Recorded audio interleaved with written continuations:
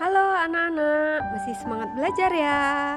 Sekarang kita akan lanjutkan untuk belajar bahasa Indonesia tema 9.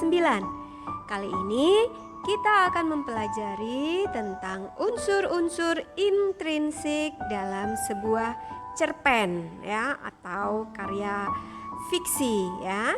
Supaya setelah pembelajaran ini anak-anak bisa menganalisis, mengidentifikasi unsur-unsur intrinsik apa saja yang terdapat dalam sebuah cerita pendek ya.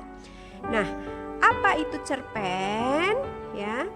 Cerpen atau cerita pendek merupakan salah satu karya fiksi ya. Karya fiksi adalah karangan yang berisi cerita yang dibuat berdasarkan rekaan atau khayalan serta imajinasi pengarangnya.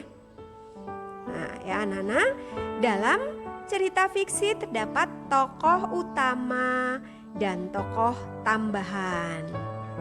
Tokoh utama adalah tokoh yang sering muncul dalam cerita. Kemudian tokoh tambahan adalah tokoh yang mendukung tokoh utama. Tokoh utama dibedakan menjadi dua, yaitu yang pertama tokoh protagonis, yaitu tokoh yang berwatak baik. Kemudian ada juga tokoh antagonis, yaitu tokoh yang berwatak jahat. Tokoh tambahan bisa menjadi tokoh tritagonis atau tokoh penengah antara tokoh protagonis dengan tokoh antagonis, serta tokoh pembantu atau figuran. Tokoh tambahan berguna untuk memperjelas watak dari tokoh utama. Tokoh utama ada yang berwatak baik, ada juga yang berwatak jahat. Untuk memahami watak masing-masing tokoh ini, tentu anak-anak harus membaca cerita dengan seksama. Nah, anak-anak, unsur-unsur intrinsik apa saja yang terdapat dalam cerita fiksi? Cerpen merupakan salah satu jenis cerita fiksi dan unsur-unsur intrinsik yang terdapat di dalamnya antara lain yang pertama adalah tema. Tema itu merupakan pokok pikiran yang mendasari sebuah cerita. Kemudian unsur yang kedua adalah tokoh. Tokoh adalah pemegang peran atau pelaku dalam sebuah cerita. Nah, tokoh ini bisa berupa manusia, bisa berupa hewan dan sebagainya.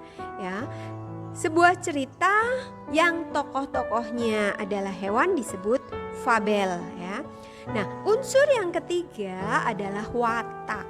Watak merupakan sifat yang dimiliki tokoh sehingga mempengaruhi pikiran dan tingkah laku dalam cerita. Kemudian berikutnya adalah latar.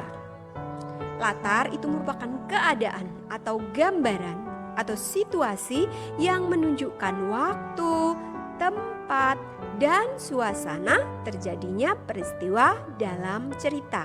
Jadi dalam sebuah cerita ada latar waktunya, misalnya pada pagi hari, pada sore hari, pada malam hari, atau pada saat libur tiba. Kemudian ada pula latar tempat, misalnya di sebuah hutan, dalam sebuah istana, yaitu berarti latar tempat. Kemudian juga ada latar suasana.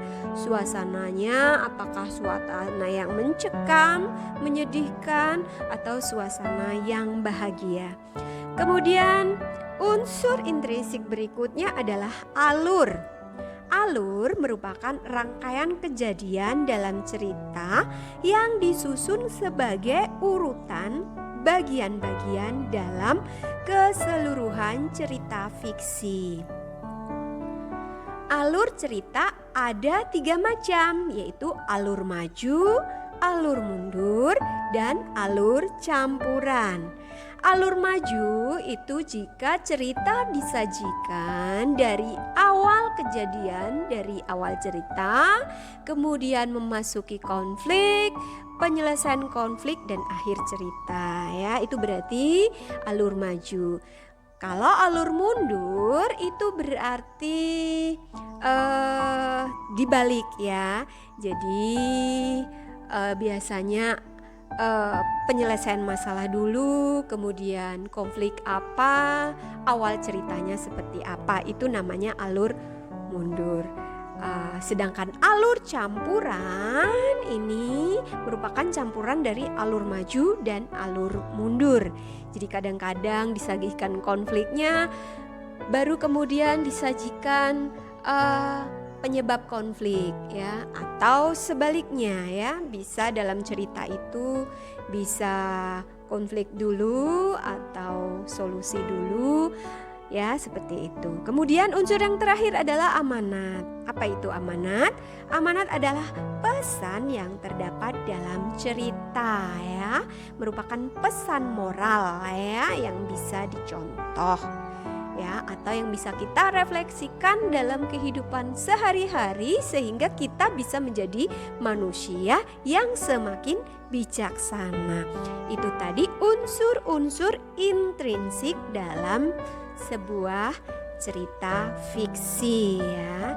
Nah, anak-anak setelah memahami tentang unsur-unsur cerita non-fiksi, cerita fiksi atau cerpen ya, anak-anak silahkan untuk melakukan kegiatan literasi dengan membaca dongeng Pak Belalang. Ya, anak-anak baca dongengnya dari awal ya hingga akhir.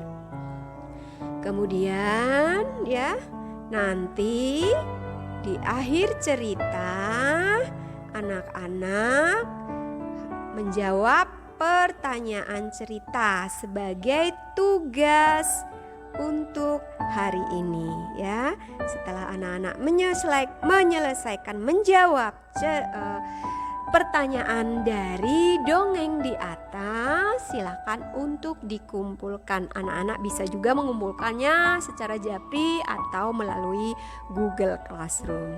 Baik, anak-anak sudah paham tugasnya. Mudah-mudahan dengan belajar bahasa Indonesia hari ini, anak-anak bisa lebih memahami lagi, bisa mengidentifikasi dan menganalisis unsur-unsur dalam sebuah cerita fiksi ya. Oke, anak-anak, selamat mengerjakan.